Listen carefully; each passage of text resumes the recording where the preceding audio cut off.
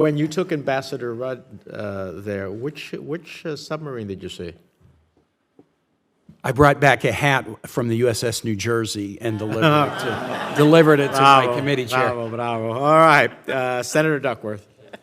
Thank you, Mr. Chairman. Thank you to all the witnesses for being here today. Last month, I led a CODEL to the Philippines, Indonesia, and Thailand to examine the many significant opportunities that our nations have to collaborate together in the Indo-Pacific region. So this is sort of following up a little bit on what Senator Kaine is talking about. Again, the White House touts AUKUS as a new security partnership that will promote a free and open Indo-Pacific that is secure and stable. And I agree, the positive impact of AUKUS extends beyond these three allied countries. And in fact, I received quite a few positive comments in the three nations I visited, Indonesia, Thailand, and Philippines, to AUKUS and what we are doing. For each of the witnesses, how does AUKUS and Pillar 2 in particular impact the Indo-Pacific region as a whole beyond the three nations, Australia, the United States? And how will our partner nations in Southeast Asia benefit from a stronger trilateral relationship and an enhanced Indo-Pacific presence from the United States, Australia, and the United Kingdom? Thank you, Madam Senator. First of all, I want to express appreciation for your investment in Southeast Asia. It really does matter that you've taken a strong interest in ASEAN countries, ASEAN centrality. What I'd like to say about those countries and more countries in Asia where you have been is we've invested a lot of time in diplomacy, in making sure that all countries in Asia understand in a transparent way what we are trying to achieve there. We stated earlier that AUKUS is a modernization of long-standing partnerships that will recognize the changes in the security environment for the future. And when we talk to Southeast Asian countries, you mentioned three yourself, but there are more than that. When we talk to countries like the Singapores of the world, Malaysias, they also recognize these challenges, and they believe that our transparency, our candor about the challenges we see ahead, that AUKUS will help address that. We are not trying to challenge ASEAN centrality.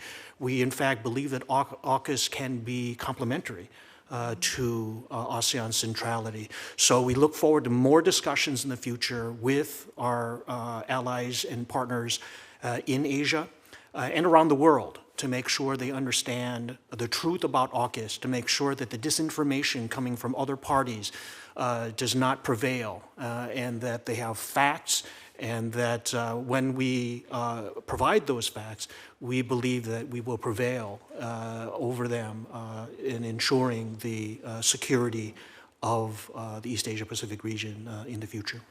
Thank you. Ms. Lewis? Thank you. I'm actually going to agree with Pete Asmoy. I think when we talk about AUKUS, it's not just about the alliance between and the strengthening of that alliance between Australia and the UK. It's really the question, we say it a lot, but we really mean it when we talk about a stable, secure, free, and open Indo-Pacific. When that's what this alliance is about. And fundamentally, I think as Pete Asmoy was talking about, we believe that benefits the countries you listed as well as others. And I think resilience is another word, a term that we have been talking about, meaning that we are investing in a way that countries will be able to feel more secure and more resilient, facing, and I think that Dr. Carlin mentioned this earlier, a whole new set of challenges and threats that we need to be able to respond to collectively as well as individually. Thank you. Dr. Carlin? Thank you very much, Senator Duckworth, and I really appreciate hearing reflections on your trip. That's heartening. You know, the vision that we have of a secure and stable Indo-Pacific, I think, is a vision that is manifested by AUKUS, but also by so many of our allies and partners around Asia as well. And to the extent you have more partners who are actively involved in ensuring that that security and that stability can be realized through collaboration and cooperation, I think it really becomes a better situation for all. So this feels like a pretty positive and I think symbiotic effort. I agree with you. I think that the success of these regional mechanisms, whether it's AUKUS or the Quad, can only help our interests in the Indo-Pacific region in particular. I yield back, Mr. Chairman. Thank you.